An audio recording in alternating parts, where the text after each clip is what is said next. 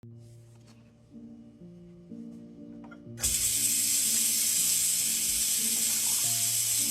of the reasons I think about my grandma so much when I do the dishes, I don't think it's because there's this womanly,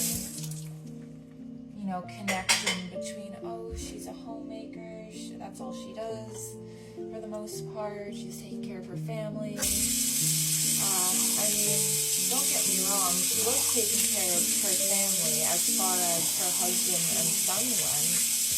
But what I always remembered about Grandma doing the dishes was that she would use the hottest water setting possible, the steam bellowing from the small farmhouse kitchen sink that she had in upstate New York. I remember it so clearly, especially because she was always cleaning. She was always keeping things really, really clean and neat, to the point where if you left your wallet on the counter, she wouldn't even register what it was other than clutter and throw it out. I always just thought, oh, Grandma's old, but we won't get into that. But yeah, that steam, the hotness. And I remember a couple of times, helping her out with the dishes, and I couldn't even touch the water. It would burn the fuck out of me. And Grandma would just be in this torrent, this hellfire coming out of the faucet, I'm telling you. And it was always amazing to me. I thought, wow, she must have been doing dishes for a while. She must have some kind of hot water tolerance due to doing dishes, right? But Grandma's been dead for, I think, 2 years now. Maybe it's been 3. I don't really know. Time is all mushed together for me. And, I'll admit that I've been using really, really hot water to wash my dishes, and even though it's scalding, and even though the steam fogs up my glasses, it feels better to use than any other temperature of water.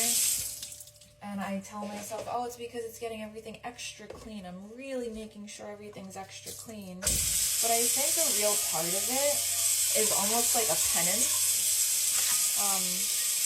I think of my grandma when I do the dishes, and I feel bad when I think of my grandma. I think about how I left her at my grandfather and her house. I mean, that's what she wanted, but I still feel, and this is where my codependency recovery gets fucked up.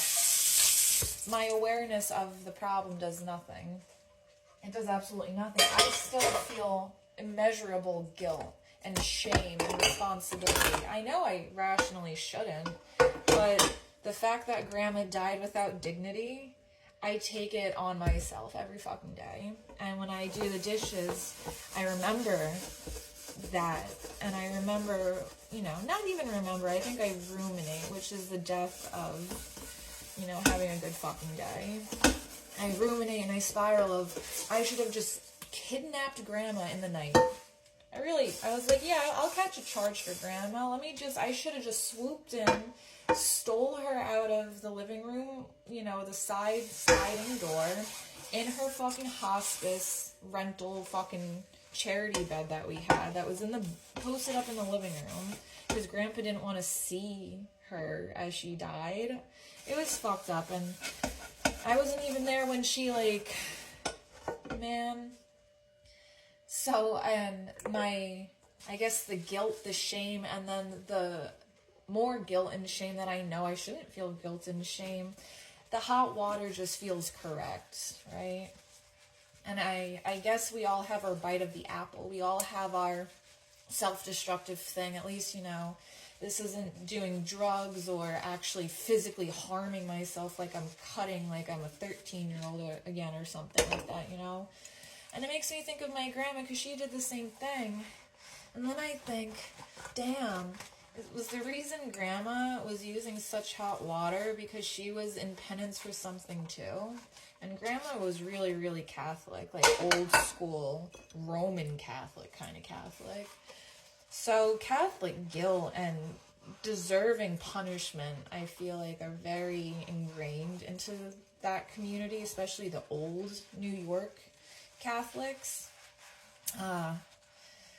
And then I was like, yeah, well, Grandma did kind of forsake the rest of the family, or allow herself and to be forsaken for her husband and son and stuff like that. And maybe she did things that she's unhappy with, and she blamed herself and felt guilty over and couldn't let go, and spent her days just ruminating over, I don't know. I didn't really know about Grandma's deep, dark, tragic past. I heard some things from Grandpa, and god fucking damn, no wonder. That's all I can think. Like, no fucking wonder the generational trauma, like, just was so prevalent.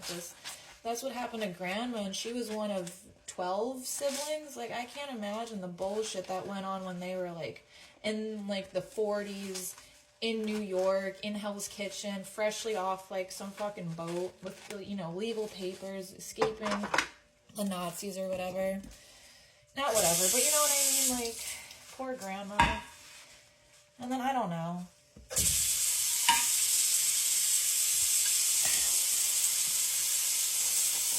I just feel bad for her. I mourn her, and I grieve for her in so many different ways. And I think when you come from such serious dysfunction, the mourning process, especially after they've died, is, like everything else, complex and convoluted and just nonsensical and complicated and full of so much and so many layers. That's why it's important, at least for me, to take time and just do some fucking dishes and chill out. And I guess just give myself space to think of Grandma. Right? At least until the hot water runs out. You know, and I guess, like, when you were always living in the fire, when your entire existence was always explosions, destructions, flame and brimstone and shit, warmth and hotness feels familiar and it feels nice, right? Just some thoughts.